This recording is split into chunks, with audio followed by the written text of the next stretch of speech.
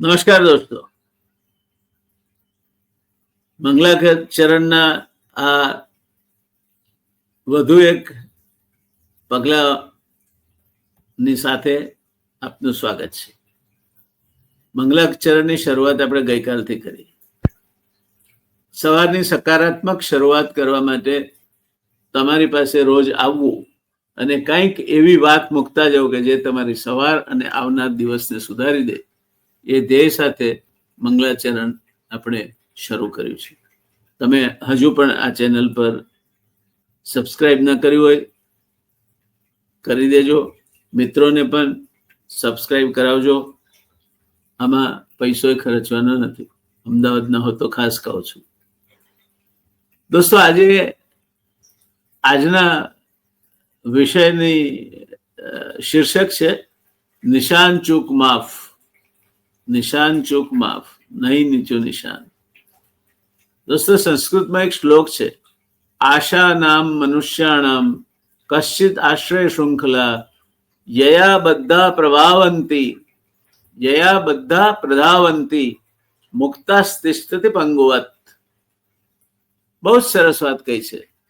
માણસ આશાનો બંધાયો દોડે છે. એના મનમાં કશુંક પામવાની, ક્યાંક પહોંચવાની અભિલાષા છે. આ અભિલાષા અથવા એના થકી નક્કી થયેલ લક્ષ્ય પામવા માટેની મથામણ સતત ચાલતી રહે છે. અને આ આશા અભિલાષા એ જ સુખ કે દુઃખનું કારણ બનતા હોય છે.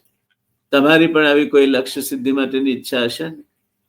આ લક્ષ્ય કેવું હોવું જોઈએ? ક્યારેય તમે સરળતાથી આંબી જવાય તેવું લક્ષ્ય ના રાખશો. મેં અગાઉ દિવ્યકાંત ઓઝાની કાવ્ય પંક્તિઓ કહી હતી, અહીંયા એનું પુનરાવર્તન નથી કરતો, પણ સરળતાથી આંબી જવાય તેવું લક્ષ્ય ના રાખશો. નિશાન ચૂક માફ, પણ નહીં નીચું નિશાન. સૂત્ર મુજબ તમારું લક્ષ્ય એવું ન હોવું જોઈએ કે જે રમતા રમતા આંબી જવાય. લક્ષ્ય માટે કરવાનું થતું આયોજન તમારા લક્ષ્ય પરથી નક્કી થાય છે. કહ્યું છે કે if you are failing to plan, you are failing to win and you are planning to fail.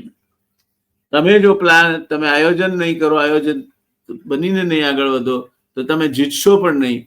અને તમે હાર માટેની પૂરી તૈયારી કરી લીધી છે, આયોજન કરી લીધું છે, માનજો. સો ઓલવેઝ પ્લાન. તમારું એક આયોજન હોવું જોઈએ. એટલે લક્ષ્ય નક્કી કરતા પહેલા તમારી ઉર્જા અને તાકાતની કસોટી કરે અને જેને આંબીને તમે કોઈ વિશિષ્ટ સિદ્ધિ પામ્યા છો એવું કમસે કમ તમારી આજુબાજુના લોકો સ્વીકારે એવું લક્ષ્ય હોવું જોઈએ. સાવ નજદીકનું લક્ષ્ય હોય ને આ હાથ લાંબો કરો ને આવી જાય હાથમાં, એવું નહીં. લક્ષ્ય આપણા ગજા અનુસાર પણ આપણને ગૌરવ અપાવે તેવું હોવું જોઈએ. આગળ વધીએ દોસ્તો. લક્ષ્ય પામવા માટે શું કરીશું? લક્ષ્ય પામવા માટે જરૂરી એવા સંસાધનો અને અન્ય ભૌતિક સામગ્રી તમારી પાસે છે.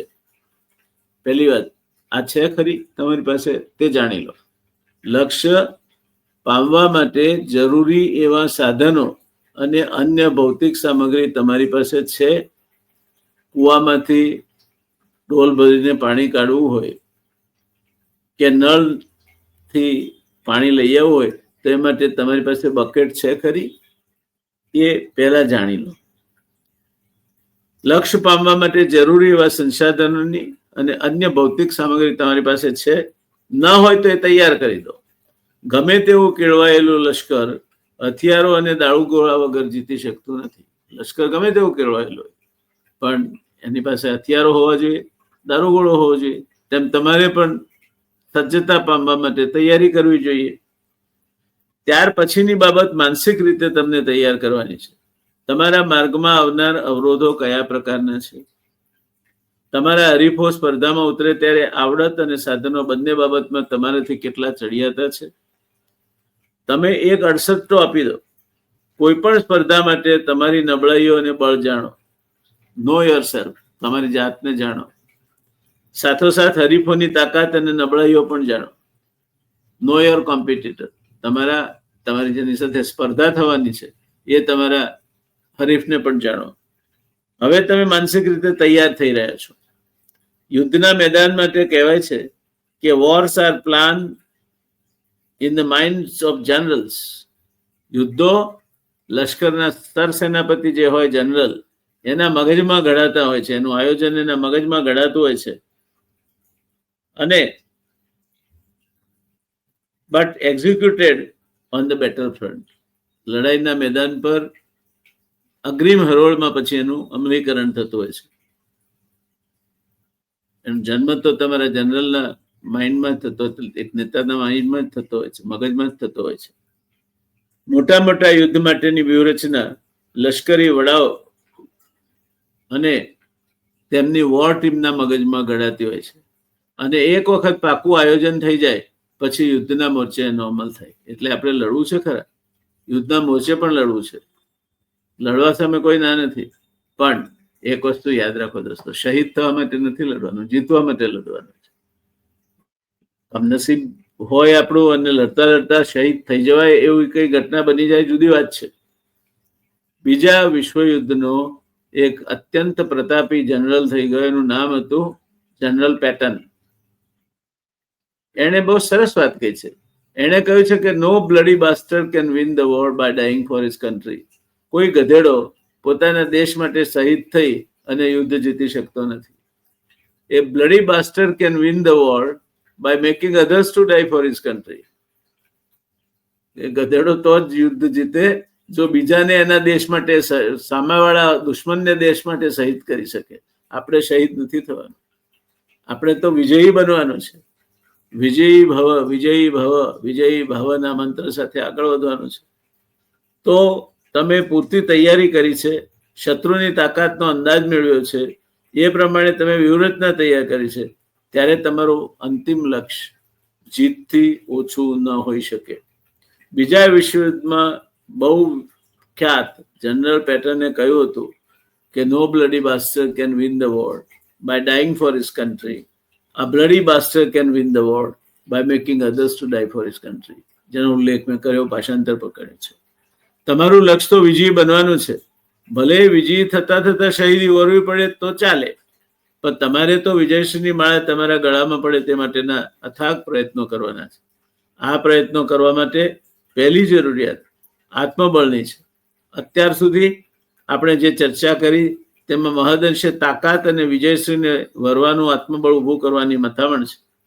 તમે હવે રણ મેદાનમાં ઉતરી ચૂક્યા છો, ત્યારે હવે તમારું ચાલક બળ શું હશે?